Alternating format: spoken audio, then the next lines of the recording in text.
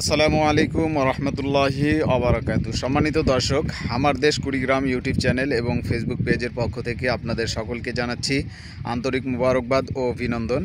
এই মুহূর্তে আমি আছি হরিপুর তিস্তা সেতুর পাশেই।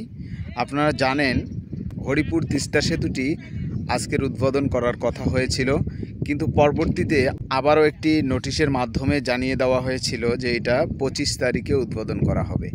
কিন্তু অনেক সোশ্যাল মিডিয়ার ভাইয়েরা তারা যাচাই বাছাই না করে বিভিন্ন মিডিয়ার মাধ্যমে তারা জানিয়ে দিচ্ছে যে আজ 2 তারিখেই এটার শুভ উদ্বোধন হতে যাচ্ছে।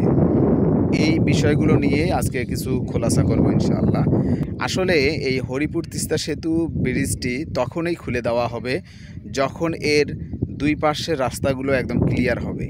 যদি এটা খুলে দেয়, কম করে হলেও তো অটো বা অন্য যদি বড় যানবাহনগুলো চলতে নাও পারে, কম করে হলেও তো ছোটো যে যানবাহনগুলো আছে, অটোরিকশা বা ভ্যান, আনুষঙ্গিক যে ছোট যে যানবাহনগুলো আছে, এই যানবাহনগুলো চলাচলের রাস্তা লাগতে হবে।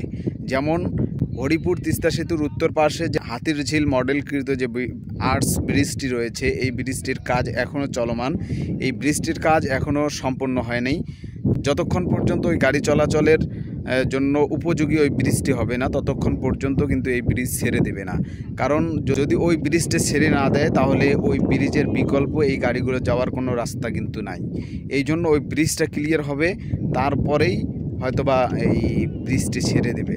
এবং সেটার জন্যই এলজিডির তত্ত্বাবধানে যে আজকের ডেটটা করা হয়েছিল, কিন্তু ওনারা পরবর্তী হয়তো সেটা পর্যবেক্ষণ করেছে যে আজকের মধ্যে কাজটা ক্লিয়ার হবে না, এই জন্য পরবর্তীতে আবারও ডেট পিছিয়ে নিয়েছে। আমরা আশা করি যে সামনের ডেটের আগেই ব্রিজটি এবং আনুষঙ্গিক অন্য রাস্তাগুলো ক্লিয়ার হবে ইনশাআল্লাহ।